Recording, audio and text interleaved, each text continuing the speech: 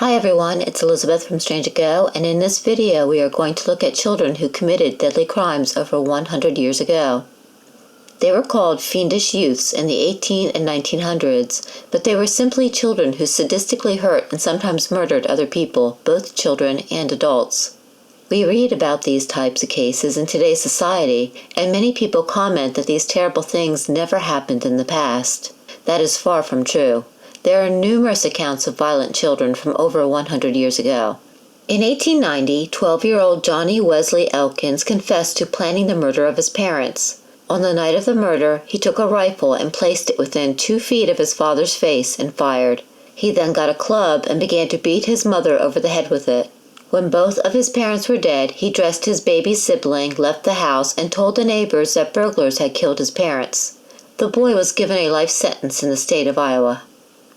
1 year later, in 1891, a 12-year-old Freddy Hack and his friend, August Priest, were out ice skating in Milwaukee. As the 2 boys played, 3 older boys came along and grabbed them. The older boys took the 2 12-year-olds to a fire pit and took turns holding their faces to a burning log. The children were not killed, but their faces were severely burned. The older boys were never identified and caught. In 1908, 38-year-old Catherine McCormack took a seat on a park bench in the Bronx as she waited for her train to arrive. As she waited, a 15-year-old boy snuck up behind her with a handful of newspapers. He piled the newspapers beneath her seat and lit them. The boy ran from the scene as the fire rose up and Catherine's gown caught on fire.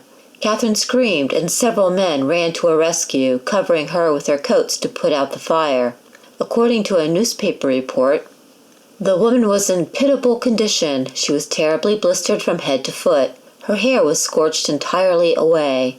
She was just able to whisper her name and address. Dr. Stewart, the ambulance surgeon who rushed her to Fordham Hospital, said she would probably die. The boy who lit the woman on fire was spotted by one of the witnesses to the crime, and he was quickly caught. In Houston, 1883, young Harmon Adams was playing with a friend when he decided to do something terrible. He stripped his friend, stuck a lasso around the boy's neck, and hung him from a tree limb. When asked why he did this, Harmon said he wanted to see if the buzzards would eat his friend. In 1898, the body of a 5-year-old was discovered in a Philadelphia creek. A newspaper article stated that the body of the child when found was weighted heavily by 2 stones, one about his neck and the other around his ankles. His skull was crushed in, and there was a knife thrust just above his heart, and similar wounds on his breast, side, and forehead, while on the one side of his face was a long cut extending from below the eye to the chin. 15-year-old Samuel Henderson was accused of murder and arrested for the crime. Boys were not the only ones committing heinous crimes. In 1895, 14-year-old Annabelle of South Carolina was arrested for murder.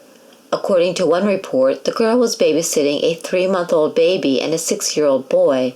For some unknown reason, the girl disemboweled the baby and then hung the boy over the well and burned him with a hot poker in order to get him to say that he had killed the baby. The girl then retrieved the parents and claimed that the boy had murdered the baby. However, the girl had a bad history. 2 months previous to this incident, she had been caught digging up a dead body and stealing its breastpin.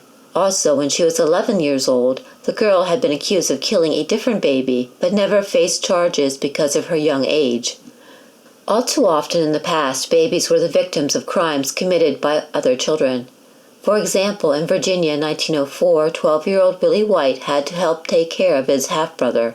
The boy resented the baby and his stepmother, and one day he fed the baby broken glass. The baby died shortly afterwards. When questioned by the police, the boy said that he wanted to poison his entire family, but was unable to get a hold of any poison. In 1905, Charles Christian, 11 years old, was playing in the Chicago streets when another boy, McLean, walked up to him. McLean was carrying a can of gasoline and threatened to pour it on Charles.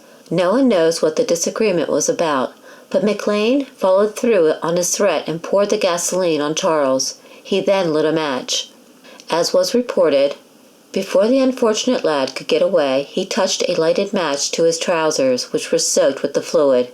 Instantly, the boy was enveloped in flames. He fell to the ground screaming in agony and fighting the fire.